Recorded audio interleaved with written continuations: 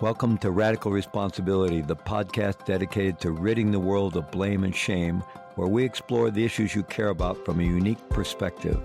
100% ownership for each and every circumstance we face in life, day in and day out. In this episode of the Radical Responsibility podcast, I'm having my third in a series of 3 conversations with the extraordinary Zen teacher and integral theorist, Diane Musho Hamilton. Diane is an extraordinary practitioner of integral work, an award-winning mediator, and a major thought leader in the integration of integral work, Zen, spiritual practice, and really human evolution. So in this episode, we talked about how to manage the new normal that we find ourselves in with this extreme polarization and divisiveness, the degradation of our civil conduct, and how even in the midst of all that, there is still hope. We talked about the false sense of safety that we experience in separateness, and how actually commonality and belonging are soothing to the nervous system.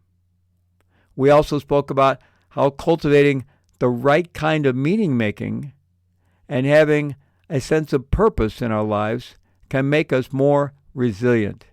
So, another extraordinary conversation with my good friend, Diane Musho Hamilton. Have a listen. And how are you, Diane? I'm really good. Thank you, Fleet. I'm really happy to be here with you. Oh, it's great to have you here. And I love your background between being a Zen teacher and an incredible mediator, and also being a practitioner and teacher of integral theory is such a nice sweet spot for having this discussion. So I'm going to share a bit of your bio with our audience, and then we'll get started, okay? Okay, sounds good. So Diane was the first director of the Office of Alternative Dispute Resolution for the Utah Judiciary, where she established mediation programs throughout the court system.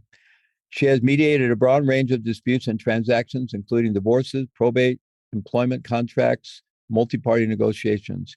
She works with consummate ease in a variety of settings, including private industry, governmental agencies, and nonprofit, and of course with individuals. She is well known as an innovator in dialogues, especially conversations about culture, religion, race, and gender relations. She is a recipient of several prestigious awards for her work in this area, including the Peter W. Billings Award from the Utah State Bar, the Utah Council on Conflict Resolution Peacekeeper Award, the Judicial Administration Award and Friend of the Court, and most recently the 2016 Peacemaker Award from Brigham Young University Center for Conflict Resolution.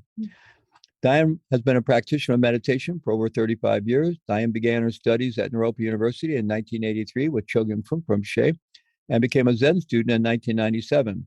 In 2003, she received ordination as a Zen monk with her husband, Michael Zimmerman, and received Dharma transmission from Genpo Roshi in 2006. For her, Zen practice is a fundamental commitment to experiencing reality as it is, beautiful, ungraspable, and seamless. Diane facilitates Big Mind, Big Heart, a process developed to help elicit the insights of Zen in Western audiences.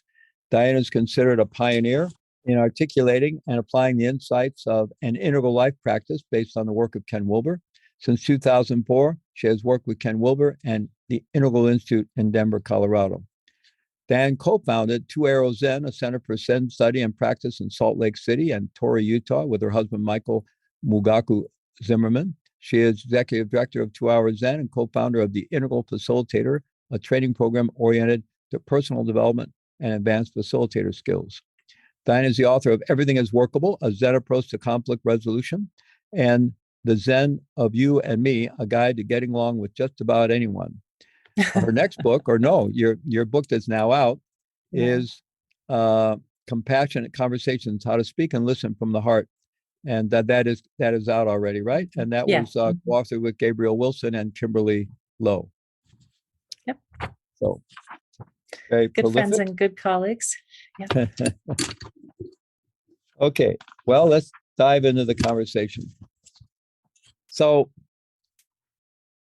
once again, we've been having these conversations for a while, and it's been a challenging time for a while now. Once again, this has been a very challenging year. Yeah. I think just in the past year, we saw both the Delta variant arise and now Omicron, right, with the pandemic. And then we all kind of hope this is going to be the final wave, but who knows? But it's been a very challenging year on so many fronts. Just things seem to be in dissolution on so many fronts, and so much divisiveness and polarization and conflict. And it's just been a tough year for a lot of us. And I know you've had some losses in your life, and I'm just curious to begin with, what's the year been like for you and your community? And, what are you discovering? What are you learning?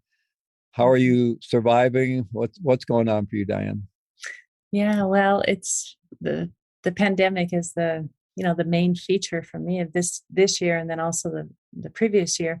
I would say the novelty of the pandemic last year was part of it, where the fatigue is more present this year. And I was telling you a few minutes ago that my mother, who was 85, she had long hauler syndrome and eventually died of cardiac arrest, which I think was due to her having COVID, because quite a few people who have long haulers have inflammation around the heart. So losing her was part of the pandemic for me. And then my nephew, who had been clean and then relapsed, he was a heroin addict,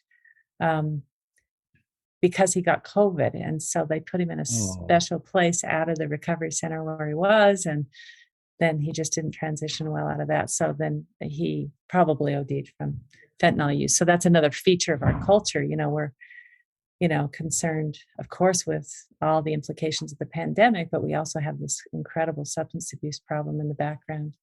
And, not just the number of overdoses, but we're always also seeing such an uptick in suicides generally, So there's a mental health issue that's caused by the pandemic, but exacerbated by the pandemic, but I think is also something we have to be concerned with as well. So there's a lot to be concerned with. And like everyone, I feel like I'm, doing my best to find ways to, I mean, for me, it has a lot to do with practice, spiritual practice, with teaching, and also just applying so much of what I feel like I've been gifted in receiving over the last 40 years of my life, originally from my parents, but then in the Buddhist tradition, which you and I share.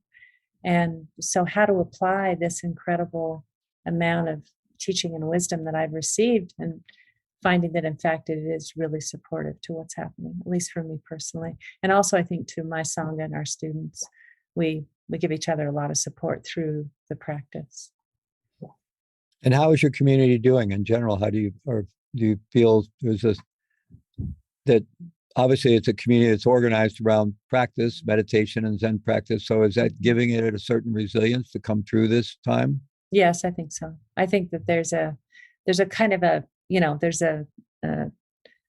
this image that we use a lot of a pillar, the 3 pillars of Zen pillar, the sense of something really sturdy that can kind of hold us up. And so the sense of the practice is actually giving us tremendous, well, we use the language of refuge or sanctuary as well. So I think that it has been working in that way. And within that, we have people who, are struggling as parents, who work in the healthcare system and are struggling because of the overwhelm in the healthcare system, people who are working on the environmental crisis. And because of that, some of the flooding that happened in Vancouver, I have quite a number of students there, and just very real in relationship to the destabilization of the climate. So there's just, everybody's dealing with a heightened sense of stress, I would say, certain kind of pressure, maybe uncertainty around what the future is actually going to bring, and finding some refuge in the practice and in the community.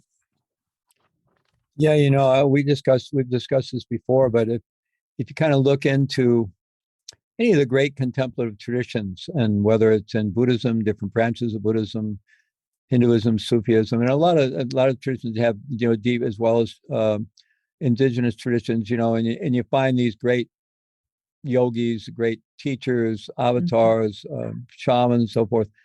Most of them have dealt with tremendous adversity in their lives, and they almost always point to that. This is what we're practicing for, and actually, it's only in those times that you can really, in some ways, really, really evolve deeply. And I think it's easy to forget that. We kind of want things to just be okay, right? And maybe things seem okay for a while. You get kind of used to that.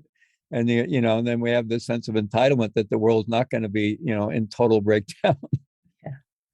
Yeah. But these are the times that all the great visionaries point to that we're practicing to show up in. Yeah, that's right. I was just telling you about the documentary I watched about Quincy Jones, and just how growing up on the south side of Chicago, very intense, violent gang atmosphere, and then having a mother who was unstable and who was actually taken away when he was very young, and then walking into a church and seeing a piano and sitting down at the piano and literally having the overwhelming sensation that the piano would save his life. And now when I listen to him after, just, every single era of music, that he's moved through, I think he's in his 90s now, and just talking about, the having this love and having this incredible creative power, and then just it all culminates in helping young artists, like the way he helped Michael Jackson, and supporting the rappers to get along with each other, and then working for, world peace. Like, he just has the whole big picture, that any benefit that we receive is to be used whatever time we happen to be in for the benefit of others. And that's one of the things that our traditions really help us see, is that anything we've received that's of value, to somehow find a way to share it. Yeah, it's so helpful to have something that's basically like a North Star in our life, whatever that is, a value, a principle, our meditation practice, our spiritual tradition. For Quincy Jones, the music, whatever it might be, incredibly important. And I think it may be really challenging for people to discover that these days, and young people, because so many of our institutions are in breakdown, and a lot of the traditional sources of finding that. So it's kind of like everybody really has to find it on their own these days, almost. Yeah, that's right. And I also feel that there's a gap. There's a gap in that a lot of traditional religion has, been supplanted by kind of a secular materialist worldview, which has its own set of values, and fairness, and equity, and treating people well, and giving everyone the vote. Those kinds of things are super important. But unfortunately, I think the ethical training that we received in our tradition, and that the religious world has largely been responsible for teaching us about ethics, about compassion, about a deeper connectedness to life, connecting to something bigger. And I sometimes worry that the secular world only leaves us with a vision of a certain kind of success. And so it will fall short in times like these, where we need a deeper, more durable, indestructible relationship to being itself, you might say. And then, how do we comport ourselves? How do we treat others? What is it we offer in a time when we look around and don't find the kind of stability and possibility in some ways that we've experienced in the past? So I do have a concern about that, just that transition from maybe traditional culture through a kind of secular modernism. We're left a little bit without that kind of ethical training in some ways. Absolutely. And I want to circle back to that point in just a minute, for sure. First, I'd like to continue just setting the context for our conversation and kind of what's happening right now for all of us. The unifying factor, which is the pandemic, is one of the main ones. But, so we really have no idea where this is going. We're all hoping that Omicron is the final wave, but we don't really know. But you hear a lot of talk about, a new normal, if that becomes an endemic, and then how severe is it? Is it like the flu, or is it more serious than the flu, but still we're kind of learning to live with it? And do masks, are we always going to be wearing masks in some places, right? Or, but there's so many other things going on in society that we're incredibly adaptive as human beings, and we just kind of get used to stuff and tolerate stuff. Adaptive more in a negative sense almost. I mean, it can be positive, but so, I'm wondering if you see some kind of new normal emerging, or if that term even resonates with you. We hear that a lot, and for better or worse, whether that's good or bad. Sometimes I feel like we're continually lowering our expectations for what's possible, even in terms of having some kind of relatively cohesive society that we all feel we're part of, even. So I'm just curious of what you think about that, whether you see some sense of a new normal arising that we're going to have to deal with, rather than wishing we could go back to something that was before, or whether you see this as more of a transition, or I'm just curious where you think we are. Well, I mean, it depends on, of course, what part of my experience in the culture that I'm looking at. But I think the thing that maybe I'm troubled by is that, the degradation in kind of our civil conduct, and the polarization that you talk about, the ways in which we seem to be further and further apart. And I do tend to believe that a lot of that is, substantiated and fed by the internet, because it used to be that we have a memory of being able to turn on the evening news channels 245 and getting something of a consistent message around what was happening in the world. That's not to say that it wasn't distorted or it didn't have, its own self-interest, but there was some way in which we seem to be more oriented towards a third person empiric perspective, whereas now all of our news channels are, in a certain way, you could say they're so informed by an agenda, and and all these subcultures find each other, and so now you're right, there just isn't a coherent discourse, and it's. But I think in terms of politics, I sort of feel more that we kind of grew our way into this. This is an expression that Steve McIntosh uses. He says, we grew our way into it and we'll grow our way out of it. It's almost like the postmodern deconstruction of all the modernist assumptions that we used to be able to agree on. Those are kind of all being fragmented, but I believe we'll find our way through over time. But I think that the pressures on the system itself, on the earth itself, and the population growth and changes we're seeing in the climate and extreme storms, that probably is a bigger source of concern for me. What do you think? Well, you're getting right into the heart of my concerns. Today, our focus on the summit is on systems and how do we create resilient systems, and it seems that many of our systems on many levels are really in breakdown. The pandemic showed how non-resilient or unresilient our medical system was, with no backup. I mean, things are, within a for-profit system, things are optimized for efficiency, and it's not efficient to spend a lot of money on backup, right? So we saw how quickly we're at the edge of or beyond our capacities and resources. But, you were pointing to this breakdown in our information ecology. And there was a time, like, you turn on the evening news and you could get some. Now, of course, it was within a bandwidth of what's acceptable in the mainstream. Right. It wasn't spun the way it's spun today, right? I mean, it was sure, there were some distortions, and but it wasn't just this completely politicized thing that we have today. And now we're in the area of the post-truth era, and the emergence of Donald Trump and that whole thing, and fake news, and it's just like information, it's just become so politicized and weaponized, you don't know what to believe. And there's whole huge swaths of the population that stay in a particular bubble where they're getting really patently distorted, manipulated information and believing it, right?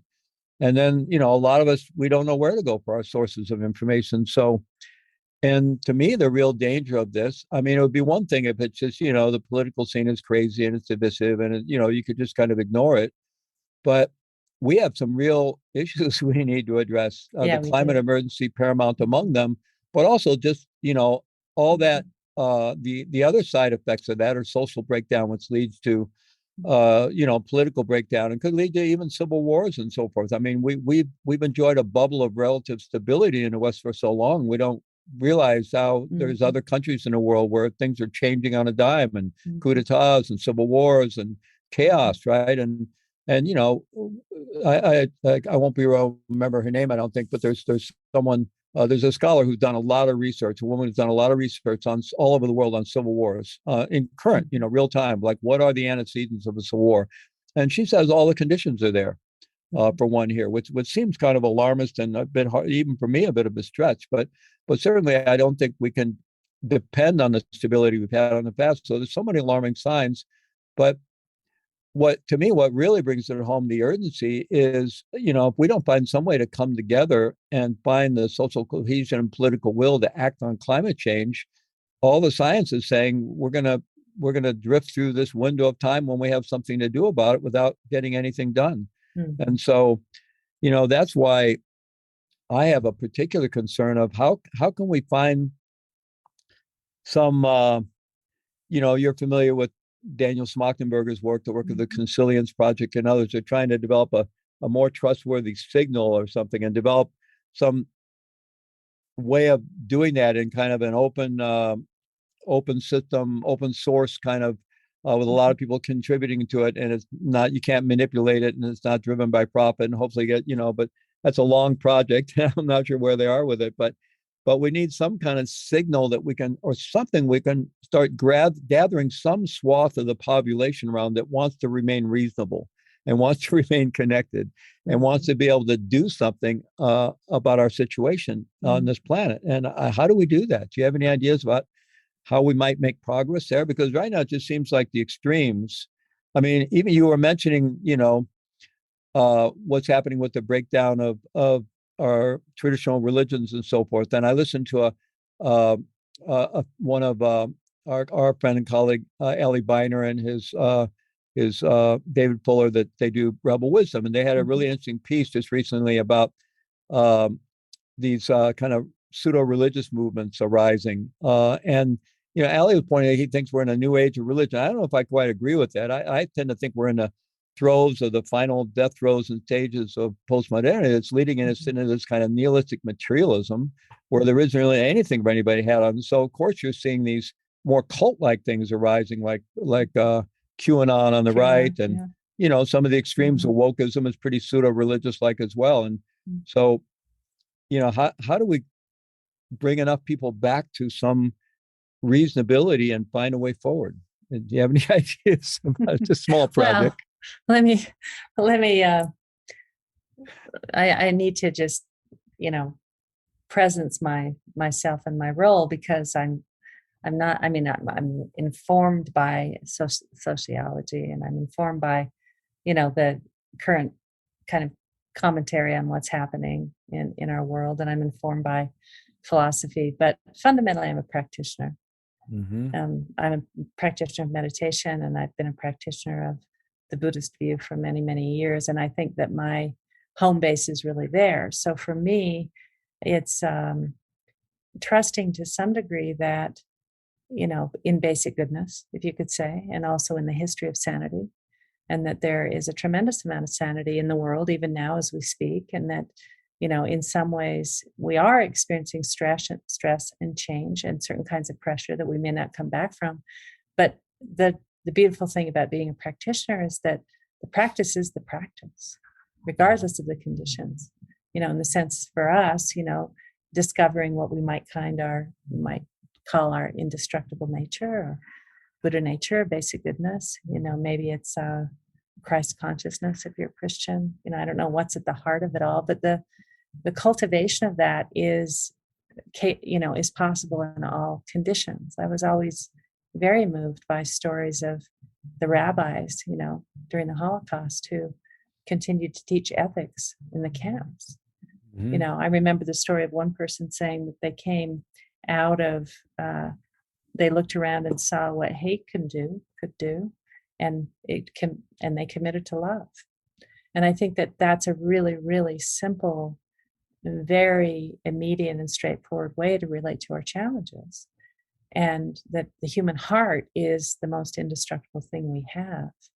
And so how can we cultivate the heart, and how do we use it to strengthen the systems? You and I both have quite a lot of experience in the justice system. I was more in the domain of alternative dispute resolution and working with lawyers and judges around how to minimize the adversarial experience and the cost of the judiciary and do our own problem solving. And you've worked far more in criminal justice. But I used to just, when I was working in the system, just kind of be touched that every single day those guys were showing up, those judges and prosecutors and probation officers. We can stand back and criticize the system, but it's one of the most evolved legal systems on the planet. It has tremendous shortcomings. There's tremendous amount of work to be done, but there's also an incredible amount of good intention that goes on there every day. And so for me, it has to do with recognizing the basic goodness in my own interior, and then seeing the ways in which, even in this moment, there's a tremendous amount of goodness going on, and supporting that and just continuing to work towards it, regardless of how bad things get. It doesn't change. I kind of come from that practitioner perspective. Yeah. Extremely helpful. And I think it's really important to remember at all times that there's a tremendous amount of good going on in the world and a lot of sanity. And, you know, I like Steven Pinker's work in that way. And there's been some others pointing, if you really look, you know, we've made a lot of progress. We are making a lot of progress. We still have really we have huge challenges. Yes. But with this kind of, it feels like we need some kind of, absolutely, you're right. There's a lot of sanity. There's a lot of progressive thinking. There's a lot of good people doing good work. You know, the mainstream mindfulness movement has brought, you know, a lot of the benefits of meditation and mindfulness from various spiritual traditions into the mainstream. So there's a lot of good things going on. And it seems like what we're lacking, and maybe that's not possible, but some kind of vehicle or some commons to be an expression of that. So all those people with this, you know, shared sense of sanity have some sense of belonging to something, or to, you know, maybe it was a particular dominant religion in a particular country before, it was this or that, or even America. I think in our country, in the U.S., even apart from religion, had a shared sense of being an American before, which is almost completely gone, right? And so, you know, I think there is a huge swath of people in this country and around the world. But speaking of our direct experience here in the U.S. and North America, of people, a lot of sanity, a lot of good work being done, but it's hard to feel like we're part of an identifiable movement or a commons or something, and all the noise is coming from the extremes. So, and you know, it would seem like the modern alternative is the internet, but the internet doesn't, you know, serve that purpose. It's set up to do exactly the opposite, right? Right. Not For yet. the most part. Yeah. Well, we, you know, as a both within my Zen study and practice in the domain of meditation, but also in conflict resolution, you know, I really, one of the first things I do when I teach and work with mediators is teach them about the experience of sameness. When we feel the same, you talked about commonality, we feel the same as we belong, what happens in the nervous system, and how soothing it is to the nervous system to feel like you belong, which is part of the reason that we cling so tightly sometimes to ideology, is because we need that sensation that we belong, that we're a part of. And so, you know, I think that the internet, the press, postmodernism is, the difference is exciting to the nervous system. So as soon as we experience some kind of a difference, let's say it's a difference of opinion, all of a sudden we become slightly more elevated. And as soon as that difference starts to register in the body as a threat, then we literally move into fight or flight. So one of the things that we know is that stories that talk about conflict or difference are much more compelling to our attention than ones that talk about harmony and togetherness. It just is one of the built-in problems that we have to deal with. Because excitement will catch our attention because we're much more hardwired to pick up threat, even though we love the sensation of belonging and comfort and connectedness and ultimately oneness. That's much more soothing to us. We're on the lookout for anything that threatens us. So part of the challenge becomes to, you know, how is it that we can help people understand that we need to cultivate our belonging and togetherness as much as we need to identify our differences and talk about those and the problem of those. So from my perspective, there's way over fascination right now with difference and a downplaying of what we have in common. Yeah, I think that's absolutely right. Yeah. Go ahead. No, go ahead. You were referencing. Well, in the book, my son has Down syndrome, and he is particularly fascinated by what we have in common. And so he'll constantly make he'll say, like, you and Tony, who's my ex-husband, both love the Wicked Witch of the West. That's what you have in common. Or he'll say, Uncle Rick and so love to golf. That's what they have in common. Like he pays attention to it all the time, and he talks about it. And it's interesting to me that he's the one person I know that really pays attention to what we have in common. And I think that's part of the problem. So we don't notice and pay attention to what we have in common. it's almost like it's cliched or sentimental or tried or so obvious it's not worth paying attention to. Absolutely. And I think you're really honing in on something here, and how we can somehow reanimate that and take it to scale and provide vehicles for it and take it to scale. I mean, I find myself, I think I've always had that predilection to move towards the common and appreciate that and see that. And yet I have found myself in the last few years being pulled into my own sense of difference and separation with with everyone. And, you were talking about the criminal justice system. I do a lot of work with corrections, probation and parole, and law enforcement and other first responders. And throughout the period of the demonstrations and other disturbances following the George Floyd murder and the whole, upsurge with the Black Lives Matter movement and all of that, I'm on weekly calls with law enforcement as they're going through that, and they're going through all the stresses of the pandemic. And these are like really good, well-intentioned, courageous people showing up and putting their own lives at risk day after day after day. And of course, there are problems in law enforcement. And there's problems in law enforcement culture, and there's a lot of law enforcement leaders trying to change that. But we lose sight of the fact that the vast majority of people out there in the world are getting up every day and showing up and taking care of their families and doing their jobs and taking care of things. And somehow we just keep losing sight of that. And somehow how we can come back to seeing, our shared humanity and the commonality and beginning to believe in that again. I mean, in the past, we've depended on, there's been times when some great leaders like Churchill and Roosevelt during World War II and Martin Luther King and some other leaders have been able to kind of pull us together. I don't know if that's possible anymore. I don't think that we can necessarily depend on that. So, and maybe we have to think more grassroots in terms of how each of us in our own spheres can begin to try to name this commonality and help others appreciate it, so that we actually don't lose sight of that, at least so we don't lose sight of the commonality that's actually there and alive and vibrant, even though we tend not to be focused on it because we're pulled to all this divisiveness.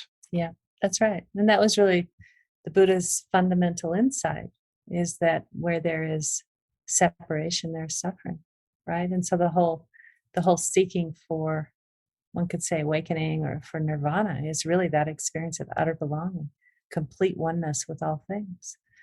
And yet we get completely fascinated by separation because we want to protect ourselves against the threat. And that's part of the problem. And in a certain way, those great leaders always grow up within a particular time and a particular context in which their genius is, able to have a place. And it still could happen. I think, we really do have far more in common than we don't, but we don't know how to, right now, we don't know how to articulate it in a way that really brings people together. People are finding more security in their small groups than they're finding security in the wholes, as you were saying, in America, certainly. And I mean, I'm like all of the people on the call, I have brothers who are military trained, who I really respect. And I mean, I think about my brothers. There's nobody I'd rather be on a desert island with than my brothers. They're the most capable people on the planet. But I talked to them about the vaccine mandates, and they're just, insanely. I mean, my brother literally said to me, he was in Nevada, and he said he went into a bar in Nevada and everybody was smoking, but he really didn't like the cigarette smoke, but he was just happy they were free to do it. And I was like free to give themselves lung cancer. Yeah, totally. Okay, buddy. Yeah. And then I have a little streak of that in me, but it's been tempered over the years quite a bit. Yeah, totally. I mean, and he was all upset because Neil Young and Joe Rogan are having their big problem, and Joni Mitchell jumped on board, and he wrote to me and said, how can I keep listening to Joni Mitchell? How can I listen to Coyote now that Joni Mitchell is down on Joe Rogan? And I said, just listen to all three of them. Just listen to them all. Come on. Yeah. He doesn't write me back. Yeah, it's interesting. We are in an era where, like, our favorite musicians, if their politics and our politics don't agree, we can't go to sporting events anymore, because if people are either for people taking a knee or not, for and against is the order of the day right now. It's the ultimate dualism. Well, it would seem like you and I both been studying integral theory, and our work's been informed by integral theory for a long time. Ken Wilber's work and that of others. You were mentioned Steve McIntosh before. I think he talks a lot about postmodernism, and for me, that's a very hopeful view. Yes. So thinking about some of the structures with integral theory, which allows us to take that big map view, right? And we have the 4 quadrants. We can look at different lines of development, stages of development, and you can even get into states and traits and things like that. But these big map views, looking through that lens for a minute, what do you see that could be helpful in helping us understand where we are and maybe find our way back to some kind of sense of our commonality in some way forward? Yeah, well, I think, so integral theory is really one of the biggest kind of meta perspectives that we can take. And I think there are 2 very important operating assumptions. One assumption is that we are in an evolutionary process, that where there is time, there is evolution. That is not to say that everything evolves. A lot of things don't evolve, and some things are much slower to evolve than other things, but we are in a process of evolution, including our consciousness, that our ability, for instance, to take perspectives evolves. We move from our own perspective to taking ours and the perspective of another, to the perspective of a group, to the abstraction of a court of law, to a perspective through time, past and future, and really being able to see more and more and more perspectives is a hallmark of our development or of our evolution. That's one assumption.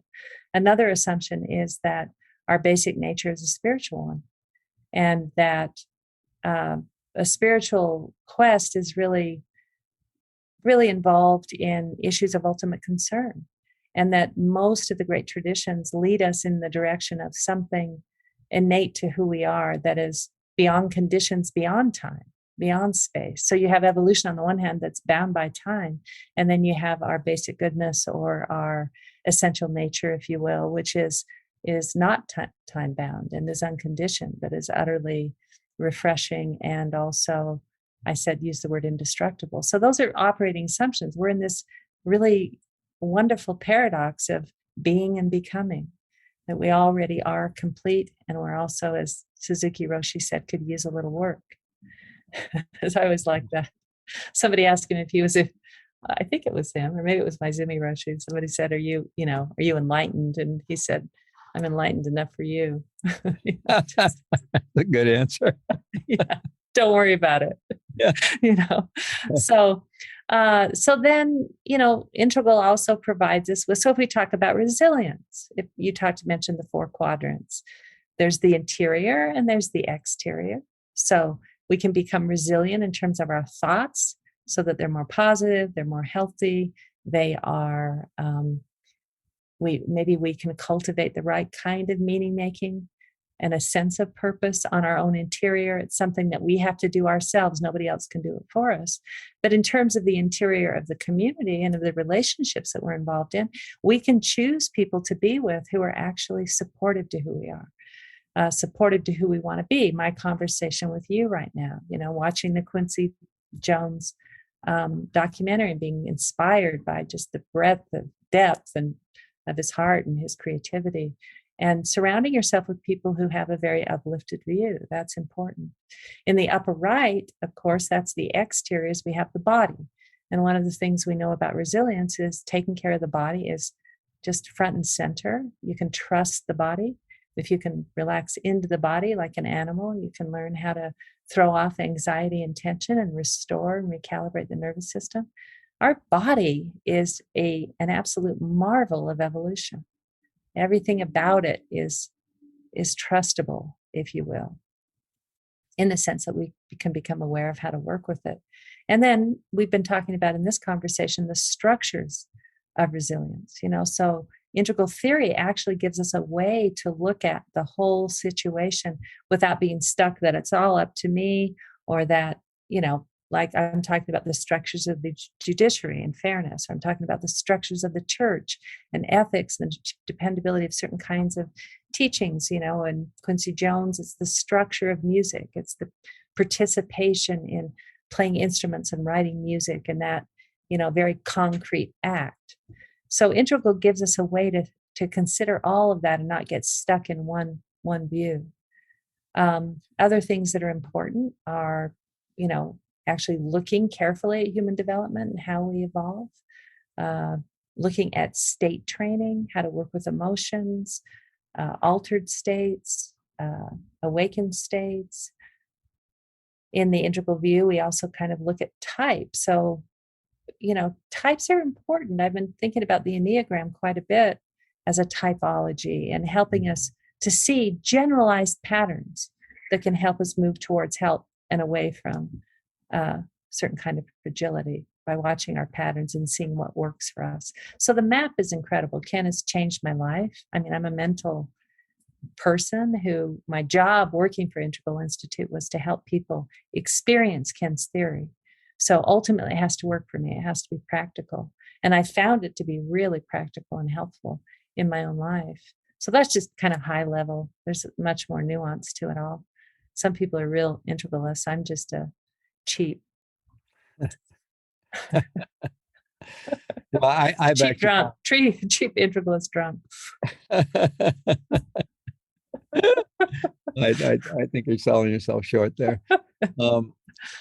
Yeah, I found it incredibly helpful for me. I mean, I started reading in my 20s, and then when I found myself incarcerated, if people are familiar with my backstory, I spent quite a time in prison on drugs between 85 and 99. And during that period, I read all of Ken's books, and he was coming out with a lot of books during that period. So I read them all cover to cover, and I found it I find these maps incredibly helpful to me. I mean, maps are just maps; they're not reality. But I still a way to organize one's thinking and to try to understand things and appreciate things, and even just the idea, that there's these different lines of development that we develop. Where I have our cognitive development, artistic development, kinesthetic development, and then there's these stages of development, and it's not all synchronous. So sometimes you see people that are incredibly developed in one area of life and incredibly undeveloped in another area of life. Not to be pejorative or judgmental, but it's pretty obvious. We've all witnessed that. And how do you make sense of that? I could never understand that until I read these integral, and I get it. I see that's possible individually and collectively. So it's always been incredibly helpful to me. And I'm wondering, even in terms of this big map of the four quadrants, being able to look at the interior, the exterior, and individual and the collective.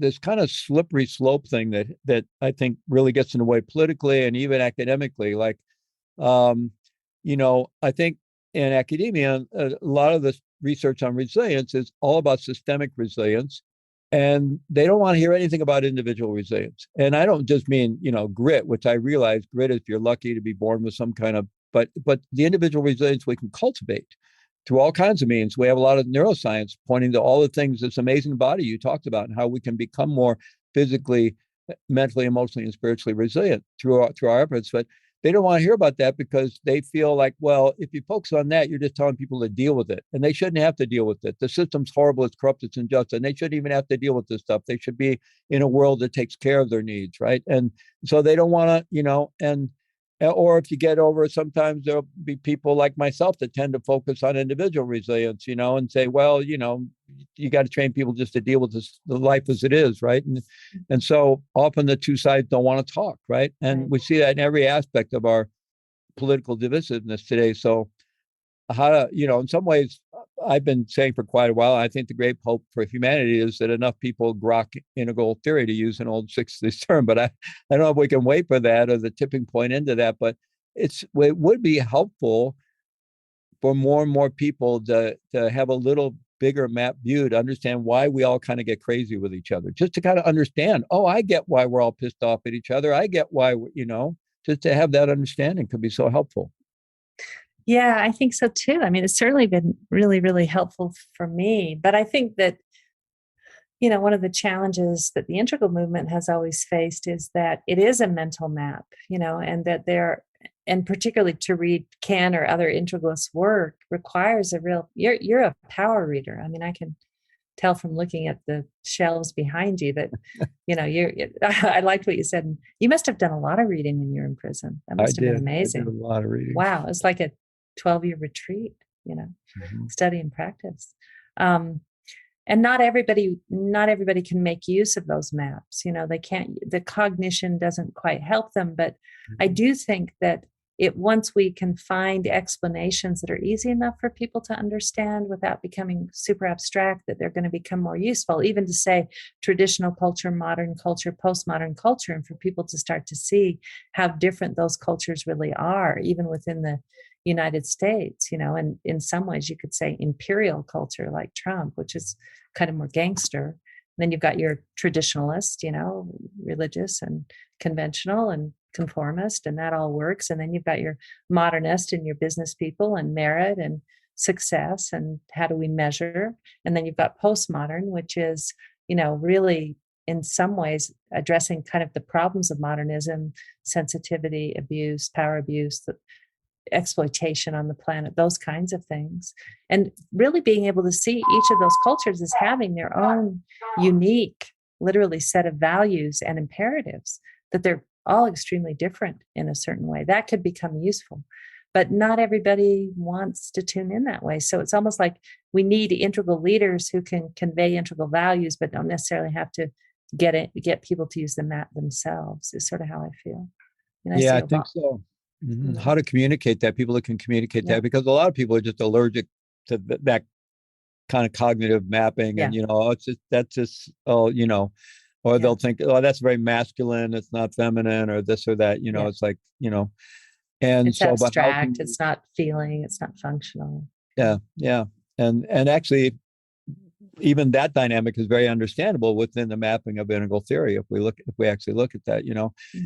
And I do think it can be helpful to understand what's going on culturally, socially, politically, that, in terms of this evolutionary model, spiral dynamics and integral theory, that we're going through these waves, and then the dominant waves now are traditionalism, which most people can identify, traditional religious values, traditional political values, conservatism, and so forth. Modernity, the whole world of science and progress and business, and then postmodernity, which is, as you said, has dealt with a lot of the problems we have and all the liberation movements and so forth. And at the same time, its Achilles heel seems to be that its methodology is deconstructionism, and it doesn't, there's no brakes built into that. It just deconstructs all the way. It's not unlike in the contemplative traditions, at least the deconstructive side of the meditative traditions is about deconstructing down to some ultimate ground that is a ground of Buddha nature, Christ nature, some kind of benevolent, enlightened reality of some kind. Whereas postmodern, it just deconstructs into nihilistic materialism. There's no brakes on it. It just keeps going that way. So it does seem for there to be some hope beyond it, but there do seem to be some exemplars. And I'm just trying to get a thread here of some hopeful way that this could get communicated out into the world without getting people to buy into, learning about these cognitive maps. I interviewed an indigenous leader, amazing indigenous leader, Laura Yawanawa, whose husband, Tasca, is chief of the Yawanawa people who live in a remote part of the Amazon rainforest in Acre, Brazil, a state in Brazil that borders on with Peru. So very remote central part of the Amazonian rainforest. And I've interviewed her husband separately, actually, for last year's Global Zen Summit. And her message, and I found this true of a lot of indigenous elders, even though she's been an activist for indigenous rights and land rights and the environment, for her whole adult life. She's from Mexico originally, from the Zapotec people in the Oaxaca area, and then met her husband and now lives in Brazil. But her message is such a Gandhian, Martin Luther King kind of message. It is so inclusive and so grounded in love. And she actually has an organization she started called the Indigenous and Non-Indigenous Alliance, right? And she sees all the solutions into bringing us together, bringing people together, not beating up on each other and blaming and shaming each other, right? And so there are these exemplars. I interviewed Michael Beckwith for one of our summits, and very similarly, he's an African American spiritual leader who was very involved in the civil rights movement and actually involved with the Black Panthers back, like probably in the 1960s. And he tells the story. He was sitting in one of their organizing meetings, right? With, and he really believed in that work, and he still believes in it. He still believes in the cause and all the reasons for it. But he's sitting in this meeting with a bunch of his fellow activists, and he's looking around the room, and he suddenly saw everyone's pathology, including his own. He saw that person just constantly has to dominate. That person, and he said, if we won and took over, nothing would change. He had this insight, because we haven't dealt with our stuff. Even though we may think we have the right view, if we won and took over, things wouldn't change. And he left the meeting and never went back. And he went back to school and started educating himself, and went and studied psychology and lots of other things, and became the powerful spiritual leader that he is today, with the International Agape Ministry and so forth. But he just has this naturally very inclusive view, right? And so there are exemplars of that, and somehow I'm trying to come up with some threads here of how we generalize or enroll, interest more people in that less polarized view, without sending them to integral re-education camps. Which is anathema to me, because that's what I often think the left would do to everybody if they ever got completely in control. They'd send us to some kind of re-education camp. Right. Yes. Well, it makes sense to me, but I also feel that, as you say, there are quite a lot of exemplars out there, but it's a big world, and everybody's on, or so many different people are on media. It's interesting to me that Joe Rogan has the biggest broadcast or the most popular podcast in the world, right? Because I think so. Joe Rogan, and maybe Joe Rogan doesn't like the anti-vax. I mean, it has an anti-vax bias, but mostly I just see Joe Rogan as shooting the shit. He doesn't seem to be prescribing what people should do as much as he's just having backs and forth with people. And so my kind of view is that holding these questions, how do we do this? How do we carry this? You could call it this enlightenment project forward, whether it's the enlightenment of the East, which is an interior enlightenment, or the enlightenment of the West, which is a social enlightenment. How do we carry this enlightenment torch forward? And the most important thing to me is to keep that question alive.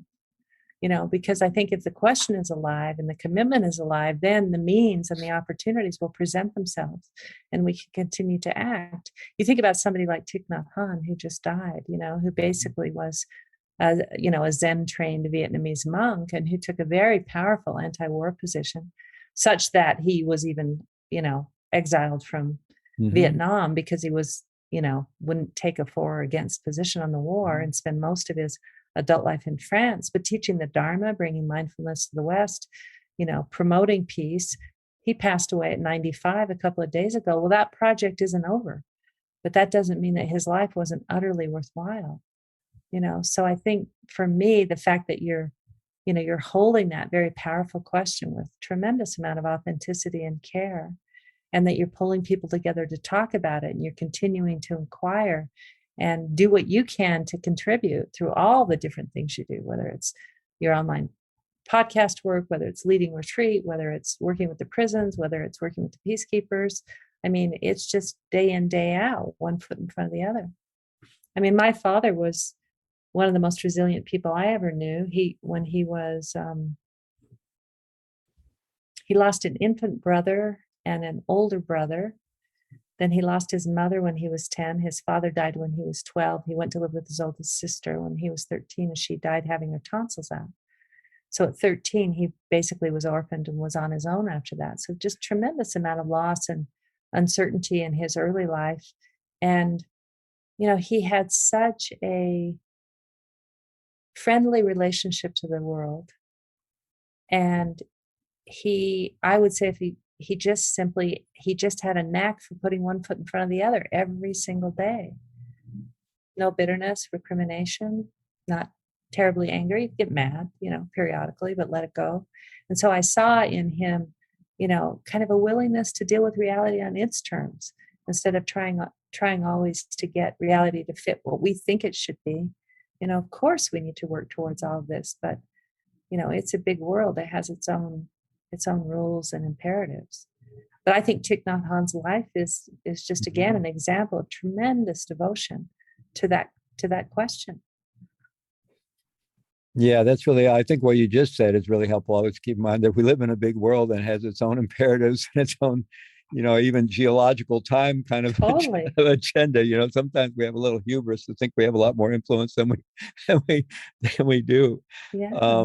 But yeah, Thich Nhat Hanh, his book, Peace in Every Step, was one of those books that while I was in prison, the binding fell apart and everything, because it was you read it so much. a real go-to book. And, what you said about bringing together these great projects of the inner enlightenment of the East, the social enlightenment, perhaps of the West. And we had this whole movement in the 20th century of what was often called engaged Buddhism, socially engaged Buddhism. Right.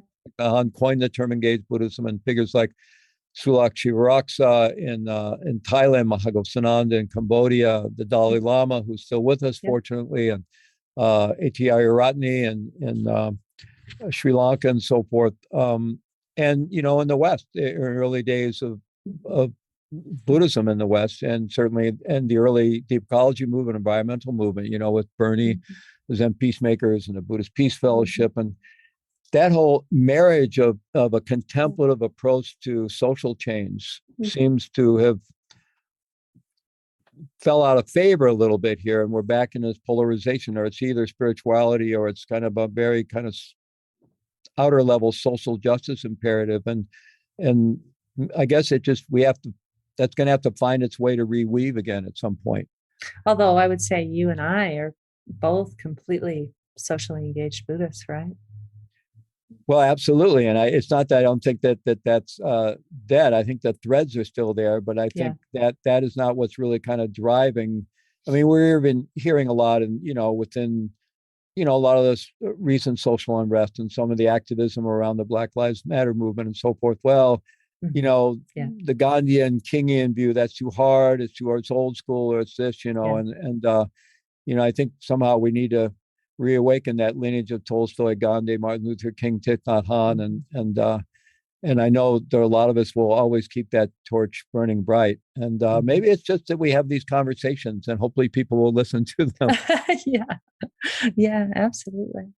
Well, I think somebody I was listening to, I can't remember who it was, but they said, I think it was some spiritual teacher saying basically we should stop relating to reality as a potential utopia. That's not what it is. Right. That's not what we're here to do. What we're here to do is to engage and to inhabit ourselves, inhabit this experience of being human as fully as possible. And when we inhabit it in a full way, we find that all roads lead back to the human heart. And that the world itself it's a powerfully dualistic experience. I mean, we're born and we die. What in the world is more radical than that? That everything in our life we're going to lose at one point. It's all going, and so in a certain way, Trungpa Rinpoche used to teach that too. I remember him saying, but have we considered the fact of death? Because we kind of operate with this assumption that we should be able to get to a place where we got everything kind of squared away and it's all working.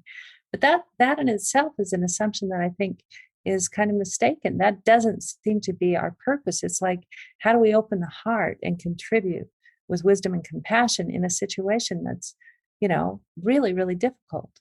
I mean, another of my challenges during the pandemic, besides going through the loss, is that my Down syndrome son developed psychosis. He started hearing voices. I don't know if I told you that. Oh, I'm sorry. Yes, you did. You did mention that in a conversation we had a while back. Yeah. And to just, I mean, I had the experience of having to call the emergency room because he was on a certain antipsychotic that caused him to have like epileptic fits, and we had to get in the ambulance. And just the moment of the ambulance drivers giving him some sort of a sedative that stopped the convulsions, and just experiencing the tenderness of their care, and just how well trained and beautiful they were as young men. They were all men who came that day, and just loading him up and assuring him. I was so touched. And yeah, then we got to the emergency room and we sat there for 6 hours while different people came in and out, and then basically weren't able to have a bed because of COVID and were sent home. So I saw both sides. I saw the pressure on the medical system and the way it didn't work for us. And I also saw the way that it did. And that's kind of the dilemma that we live in. And in a certain way, we're always going to be caught between the for and against. And, can we find a way to actually inhabit our experience in a wholehearted way and be as kind and contribute to the version of reality we want, while understanding that it isn't about an endpoint, I don't think. Wow. And there you are as a mom in the middle of that experience. I just, oh yeah, it's hard for me to imagine the depth of what was going on for you there. Yeah. It was big. It was big. I mean, it was interesting because I would get he was having these uncontrollable kinds of fits, and then I would get very solid and not allow my mind to move. And when my mind was still, he could focus his eyes on me and he could still his body. The minute his mind wandered, it started again. So I worked with him for like 45 minutes before they finally came and helped him out. So I'm just a proponent for practice. I'm kind of terrible on these big social questions. Thank goodness for our practice, right? Thank goodness. Yeah. I mean, Yeah. Well, speaking of that, this has been a fabulous, wonderful, enriching conversation. I wonder if you would be willing to lead us in just a little brief practice, maybe just something 3 to 5 minutes or so to complete our time together here. Yeah, I'd be honored. Thank you. So, for those of you who are listening, maybe taking an upright posture. I always like to begin by just allowing my pelvis to rock side to side on my sits bones, just to feel my attention drop into the base of my body and back and forth. And I like to just kind of give myself a chance to feel the buoyancy. That quality of resilience, coming to stillness.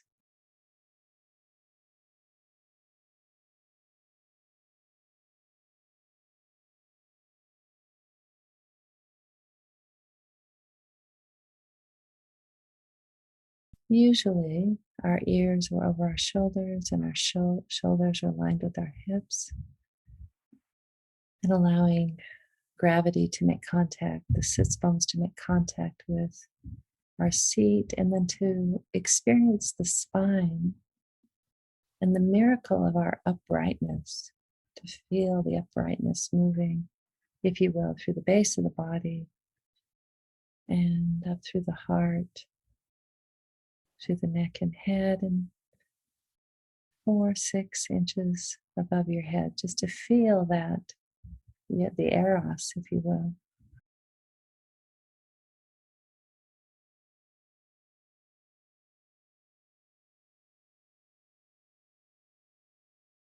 Relaxing our face, softening the jaw.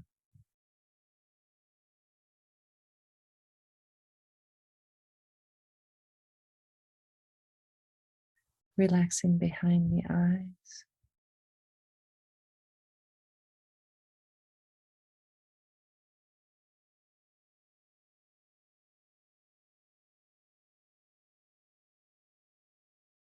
Now paying attention very lightly without interfering to the breath.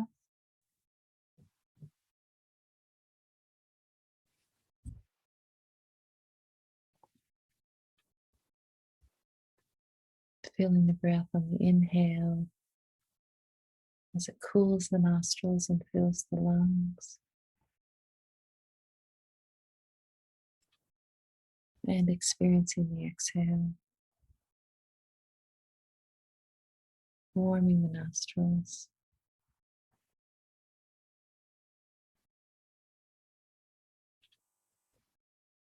We understand that the relaxation response is connected to a little bit longer exhale.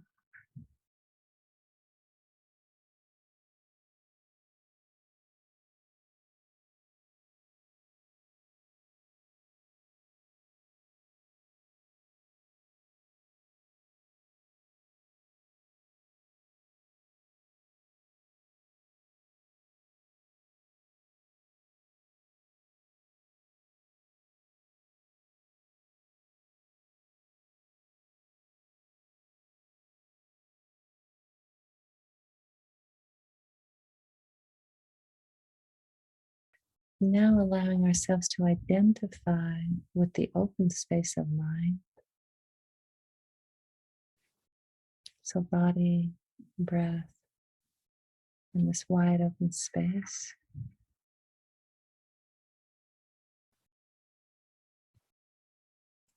We use the analogy of the mind to the sky, and thought or concepts, memory, like weather.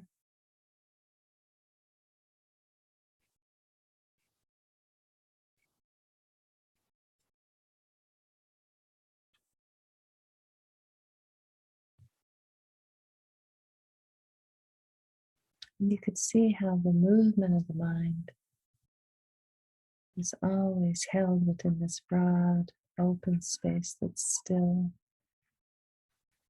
and unboundaried.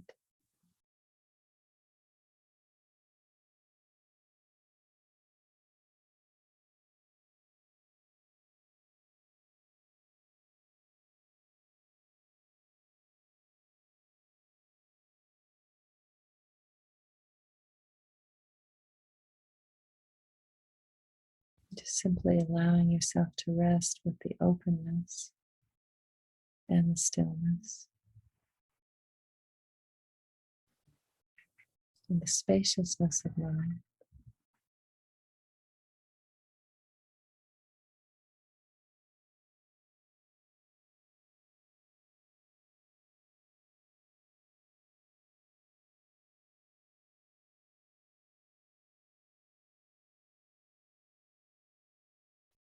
And maybe allowing for all the beautiful questions during this last hour, just to see those questions, just resting in this open space of mind, like clouds, giving them plenty of space.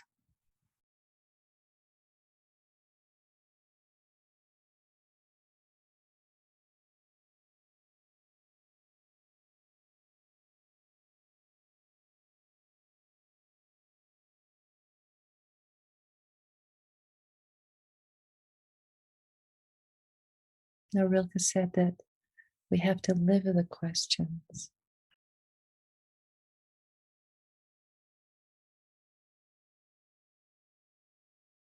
And finally, just before we end, just to feel in the heart center the depth of our care,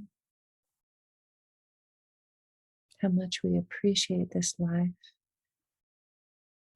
and how much our deepest wish is to flourish and to thrive.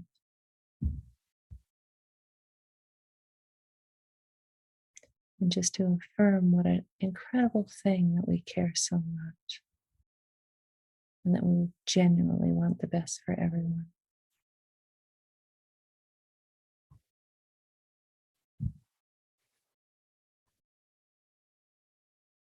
And thank you, everybody.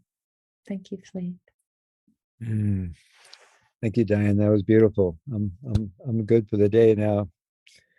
And I so enjoyed our conversation. I always enjoy our conversations. I end up in such a hopeful place. I can tend to paint these kind of dark scenarios, but somehow you always manage to weave us back into a hopeful place, a realistic, not naively hopeful, but realistically hopeful, grounded in something that we can that we can trust, which is our shared humanity and our experience of the heart that we have received so many beautiful teachings and practices on how to open to, and it just radiates from you when we're in these conversations. So I really appreciate that a lot. Thank you, Fleet. I think of you as just one of my Dharma bros. So thank you so much for all your years of practice. Be well.